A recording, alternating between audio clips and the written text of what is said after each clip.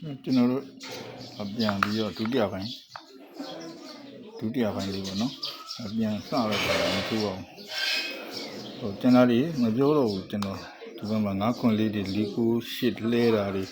ခွန်3 8 9ထောင်တာတွေဇလန်းတွေနဲ့အချိန်ကိုက်မှာခွန်2 4နဲ့ခွန်6လေးတဲတာအဲ့ခွန်2 4ကနောက်တစ်နေ့9ချိန်လိုက်ပေါက်တာ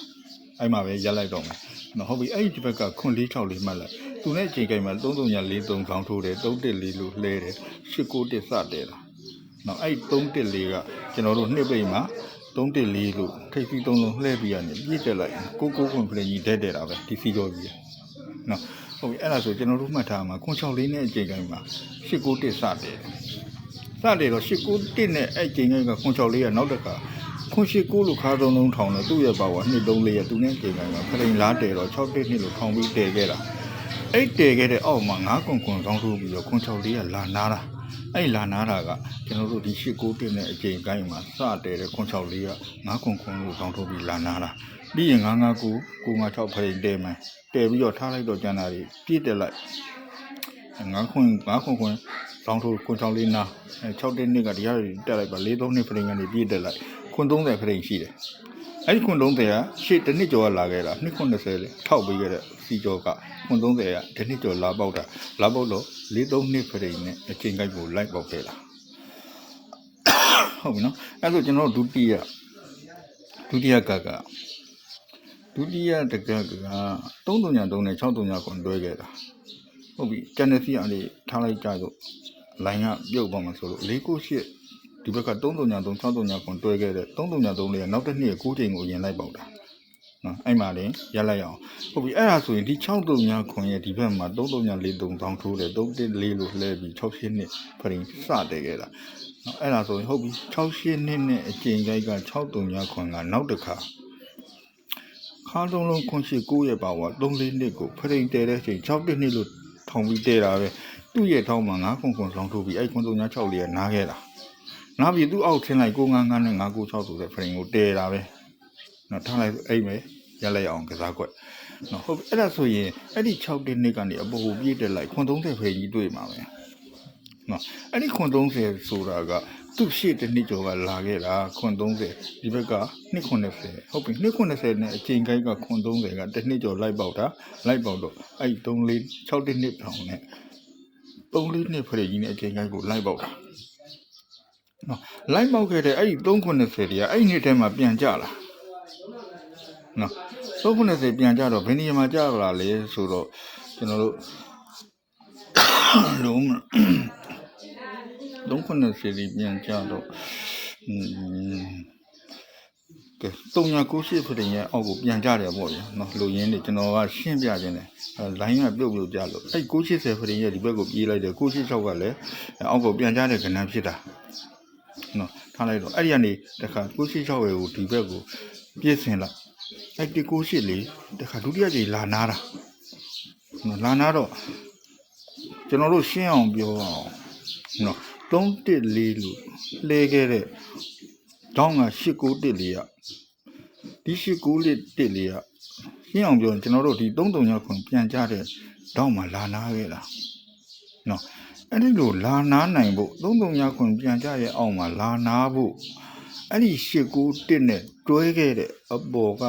6ခွန်4ဆိုတဲ့ကောင်က6ခွန်4ဆိုတဲ့ဖရင်က432ရဲ့အောက်မှာနားခဲ့တာဟုတ်ပြီနော်အဲ့ဒါဆို891နဲ့တွဲခဲ့တဲ့ဒီဘက်က6ခွန်4က432ရဲ့ဖရင်ရဲ့အောက်မှာနားခဲ့တာနားပြီးတော့အဲ့ဒီ432ကနေပြည့်တက်လိုက်တဲ့390ပြန်ကြတဲ့စီးကြောရဲ့တောင်းပေါ်မှာအဲ့ဒီ198လေးကလိုက်နာတာသူ့ရဲ့အခြေစက်ကနော်အဲ့ဒါဆိုဟုတ်ပြီဒီမှာဒုတိယတက်က314လဲတော့68နှစ်စတည်ခဲ့တာသူနဲ့အချိန်က639ခွန်ရှိခဲ့တာနော်အဲ့ဒီ639ခွန်ကကျွန်တော်တို့ဒီ3 4နှစ်6 1နှစ်ထောင်နာရဲ့အောက်မှာနားခဲ့ပြီဟုတ်ပြီနော်အဲ့တော့ဒီ68နှစ်လေးဒုတိယတစ်ခါလာဖို့68နှစ်နဲ့အချိန်က639ခွန်က3 4နှစ်ဖရင်အောက်မှာနားခဲ့ပြီ9ခွန်ဆောင်ထုတ်နားခဲ့ပြီအဲ့3 4နှစ်ဖရင်ကနေပြေးတက်လိုက်တဲ့ခွန်30ပြန်ကြတဲ့အဲ့ဒီပြန်ကြတဲ့390နဲ့အချိန်ကိုက်မှာအဲ့6နှစ်ရှိလေးကဒုတိယကြိမ်လိုက်နာတာဒါအကောင်ဆုံးအရှင်းဆုံးအဆက်အသွယ်ပဲအဲ့ချိန်မှာ890ဖရင်က အောက်မှာ390ပြန်ကြတာအဲ့890ရဲ့ဘေးက690ကလည်းအောက်ကိုပြန်ကြခဲ့သေးတာထားလိုက်တော့အဲ့ကစားကွက်တွေနော်ဟုတ်အဲ့ဒါဆိုရင်အဲ့ဒီ390ပြန်ကြနဲ့အချိန်ခိုက်ကရှိတဲ့198လေးကိုကျွန်တော်တို့ကဘယ်နေရာမှာပြန်ထုတ်ချင်တာလဲတည်ခဲ့တဲ့390ရဲ့ဒီဘက်331ဖရိရဲ့ဒီဘက်တောင်းကိုအဲ့891လေးကိုပြန်ထုတ်ကစားချင်တာဒါအရှင်းဆုံးပဲကျွန်တော်ဖြတ်ချလိုက်တော့တာကစားခွက်တွေကိုလျှော့လိုက်တော့တာနော်ဟို line ပြုတ်လို့ line ကခဏနှပြုတ်ကြနေတော့နော်ဟုတ်ပြီအဲ့ဒါဆိုရင်ကျွန်တော်တို့ဒီ390ပြန်ကြရဲ့တောင်းမှာနားခဲ့တဲ့628လေးကိုနေ့ရေကအတူတူပဲပေါ့နော်ပြန်ထုတ်ချင်တာဘယ်နေရာမှာထုတ်ချင်တာလဲအဲ့တည်ခဲ့တဲ့390ရဲ့ဒီဘက်တောင်းမှာ331ဖရိတည်ပြီးတော့ဒီဘက်တောင်းကိုအဲ့6ချင်းလေးပြန်ထုတ်ပြီးကစားချင်တာဟုတ်တယ် line ကမကောင်းเนาะအဲ့ဒါအရှင်းဆုံးတော့ဒီကစားကွက်ကြီးကအကြီးပဲကျွန်တော်တို့ကစားနေမယ်ဆိုရင်ဒါတနားကြီးကွက်2နာရီလောက်ကြာမှာအဲ့ကြတော့အဓိကကျွန်တော်တို့မှားရအောင်ကဒါနောက်ဆုံးအနှစ်ချုပ်ပေါ့ဗျာအနှစ်ချုပ်ကအဓိကကတော့ခွန်6လေးနဲ့891စတည်တယ်အဲ့891အရင်891ဒုတိယကြိမ်ထွက်ဖို့သူနဲ့တွဲခဲ့တဲ့ခွန်6လေးကိုအဲ့3လေးနှစ်အောက်ကိုအရင်ပို့တာပို့ပြီးတော့မှအဲ့3လေးနှစ်ကနေပြည့်တက်လိုက်တဲ့390ကပြန်ကြတဲ့အချိန်အဲ့ပြန်ကြတဲ့အချိန်ကိုက်ကိုအဲ့ခွန်6လေးနဲ့တွဲခဲ့တဲ့198လေးကဒုတိယကြိမ်နားခဲ့တဲ့အဲ့198ကိုသူပြန်ကြခဏအောင်မနားခဲ့လို့နောက်တစ်ခါထုတ်တဲ့အချိန်မှာအဲ့390တဲ့ပင်390ရဲ့ဒီအောက်ထောင်းကိုပြန်ထုတ်ချင်တာဒါအဓိကပဲနော်အဲ့ဒါဆိုရင်သူကဒီဘက်က639ခွန်နဲ့268နဲ့တွဲခဲ့တာ639ခွန်နဲ့68နဲ့တွဲခဲ့တော့